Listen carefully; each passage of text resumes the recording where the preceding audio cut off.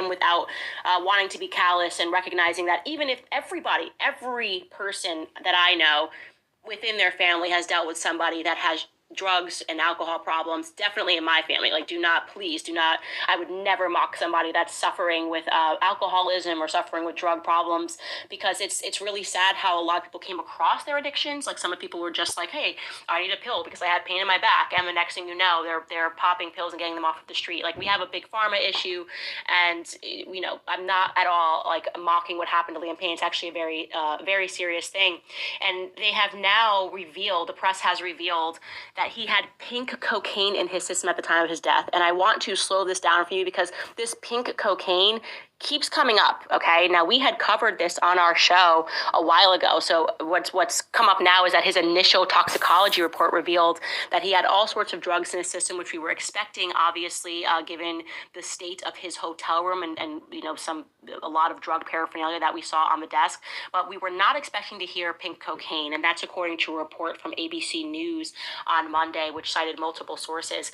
Now, when we first heard of this pink cocaine, it was actually even before DJ Rodney, the producer, I think it's DJ Rodney, I know it's Lil Rod, Lil Rod had dropped that case against Diddy in which he talked about pink cocaine. He talks about how they liquefy it and how they give it out at Diddy parties and how it's this combination of MDMA and cocaine. It just gets people high out of their minds. It might be the reason people say ain't no party like a Diddy party, because they're being, unbeknownst to them, drugged with MDMA, ketamine, and methamphetamine when they're taking a drink. I mean, allegedly, according to Lil Rod, they dump out the bottles and they refill it with this stuff, which is potent and obviously is probably also in the process creating a lot of drug addicts and getting a lot of these men to loosen up and do things that they wouldn't do otherwise. But I do also want to remind you that this came up when we had showed you that man who had shot up the Trump hotel a while ago. He didn't shoot anybody, but he was just shooting up and basically saying that he wanted to get arrested. And he was speaking about how the rap game is completely fake, and said what they actually have are these glorified drug dealers who are allowed to basically move on behalf of the feds pink cocaine into the United States. Like, this was basically the rap game is a smoke screen for a Fed effort to get drugs into the United States. So I want to jog your memory of what this guy, who at the time we all thought was insane, said when he got arrested.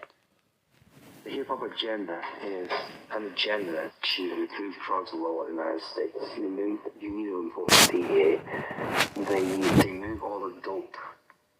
Okay, all the dope on the private jets. Don't get screened by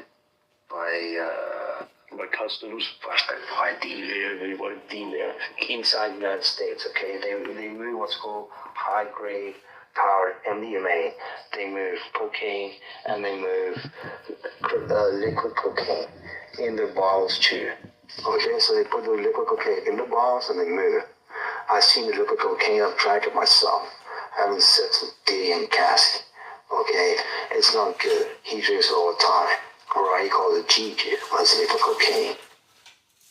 Yeah, and so what we have been uncovering a lot throughout this series, this new podcast, is, and basically according to things that Kanye told me, it's occurring too much, and it is now firmly my belief that it is not a conspiracy, that essentially what they do is they find these celebrities, they give these celebrities platforms, but they're also fearful of the power that these celebrities have, which means that if these celebrities don't go along with their political interests, like if you're a celebrity and you're Taylor Swift and you're out there and you're like, go vote for Trump, that's going to be a problem, right? Because you've given her so much power and given her such a platform that they want to take out basically an insurance policy. And the best way to have an insurance policy against these celebrities is, well, you got the media, which will take them down in 4 seconds, calling them crazy, wacko, jacko, but you also want them to be addicted to something, right? So when you see a remarkable talent and you see that they get a huge following, the best thing that you can do is invite them to a party. Oh my God, you're in the in crowd, you're in Hollywood.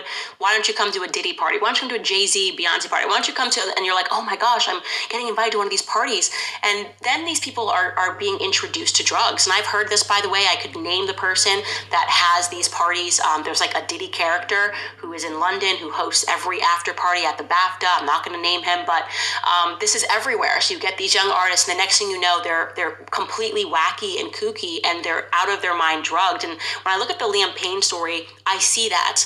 I see this group of young boys who were adored by so many of their young fans. Were they 13, 12 years old?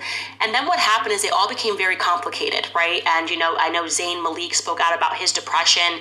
I don't know that he's ever spoken out about drinking or doing any drugs, but I know that he did deal with depression. You have Liam Payne that clearly then dealt with a drug addiction, and you have Harry Styles, who some people may look at as the most successful, but he leaned into the other thing that you have to be when you're in Hollywood, a homosexual. I don't even think he's actually a homosexual, but he's playing the game of flirtation and purporting to be a homosexual because it's what they want. You kind of have to feed the rainbow mafia in some regard.